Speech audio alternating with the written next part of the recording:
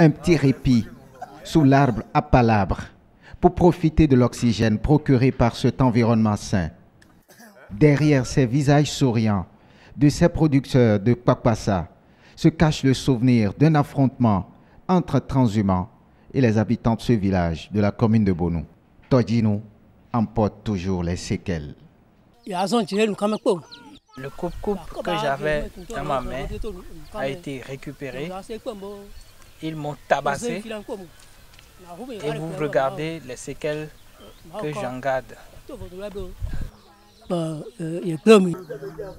En plus de ces séquelles, il y a la peur qui anime ces producteurs à l'annonce des transhumants.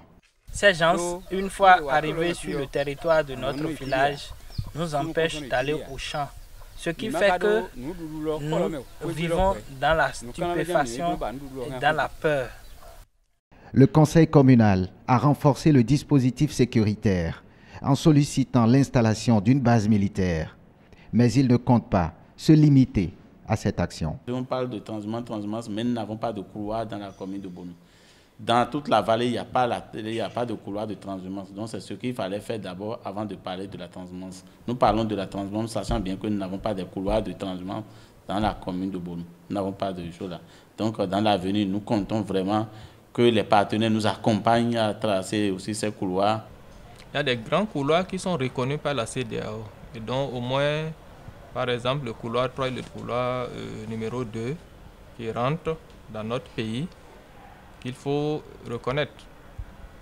Mais il y a des couloirs de commerce de bétail, c'est-à-dire que quand les animaux quittent le Niger ou le Burkina en route vers le Nigeria, ils traversent souvent les différents marchés à bétail qui se trouvent sur notre territoire. Donc il faudrait qu'il y ait des axes pour pouvoir relier ces marchés à bétail-là. 1000 km de couloirs sont prévus sur tout le territoire national pour faciliter la cohabitation entre ces deux communautés. On n'a pas encore touché par exemple les communes de disons, la zone Agonlé. C'est-à-dire quand on prend Kobe, Zanyanado, Wenhi un peu, mais ce n'est pas encore suffisant. Il y a les communes aussi du plateau, c'est-à-dire Ketou, Pobé, on n'a pas encore touché ces communes-là. Non-achèvement des couloirs de passage et ceux déjà effectués demeurent méconnus. Je donne l'exemple du centre. On finit de tracer ces couloirs et certains paysans prennent le malin plaisir de venir mettre des buts et mettre du manioc. Et ils vont dire quand les bêtes passent là que les bêtes ont détruit notre champ.